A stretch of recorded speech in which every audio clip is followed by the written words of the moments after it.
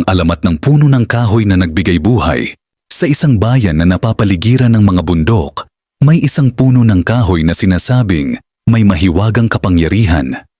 Ang puno ito, na tinatawag na puno ng buhay, ay hindi lamang basta puno. Ito ay may kakayahang magbigay ng buhay at pag-asa sa mga tao.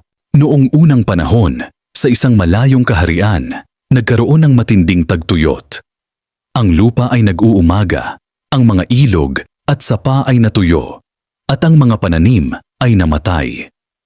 Nagutom at naghirap ang mga tao. May isang matandang ermitanyo na naninirahan malapit sa isang maliit na bukal. Isang araw, habang nagdarasal siya para sa ulan, napansin niya ang isang maliit na punong kahoy na nag-iisa sa gitna ng tuyong lupa. Kahit na walang tubig, ang puno ay patuloy na lumalaban at nagpapalago ng ilang dahon. Napagtanto ng ermitanyo na ang puno ay isang simbolo ng pag-asa at kaligtasan. Nagdasal siya ng buong puso, humihiling sa langit na bigyan ng buhay ang puno at ang lupa. Biglang, isang malakas na hangin ang humihip, dala-dala ang mga ulap na maitim. Pagkatapos ng ilang araw, bumuhos ang malakas na ulan.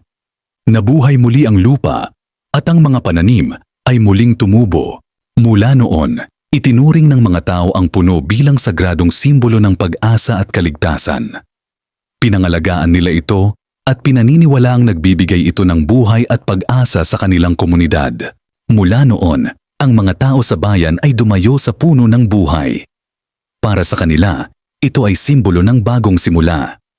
Sa bawat bunga na kanilang tinikman, nagkaroon sila ng lakas at inspirasyon upang harapin ang mga pagsubok sa buhay. Ang puno ay naging sentro ng kanilang komunidad, isang lugar ng pagkakaisa at pag-asa. Ngunit, may mga tao ring nagnais na samantalahin ang kapangyarihan ng puno. Ang kanilang kasakiman ay nagdulot ng pagkasira sa paligid. Unti-unting naglaho ang mga bunga, at ang liwanag na dulot ng puno ay unti-unting naglaho. Sa huli, natutunan ng mga tao na ang tunay na kapangyarihan ng puno ng buhay ay hindi lamang nasa mga bunga nito, kundi sa kanilang pagmamahalan at pagkakaisa.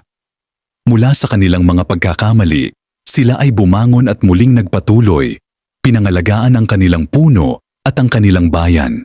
Mga aral, kahalagahan ng pag-asa. Kahit na mahirap ang sitwasyon, mahalagang manatili ang pag-asa. Kalikasan bilang pinagmumulan ng buhay. Ang kalikasan ay isang mahalagang bahagi ng buhay ng tao at dapat pangalagaan. Kapangyarihan ng panalangin. Ang panalangin ay maaaring magbigay ng lakas at inspirasyon upang malampasan ang mga pagsubok. Disclaimer: ito ay isang halimbawa lamang ng isang alamat tungkol sa mga puno. Maraming iba pang mga alamat at kwento tungkol sa mga puno sa iba't ibang kultura sa buong mundo. Ang alamat na ito ay maaaring mabago o ma-adapt depende sa kultura at tradisyon.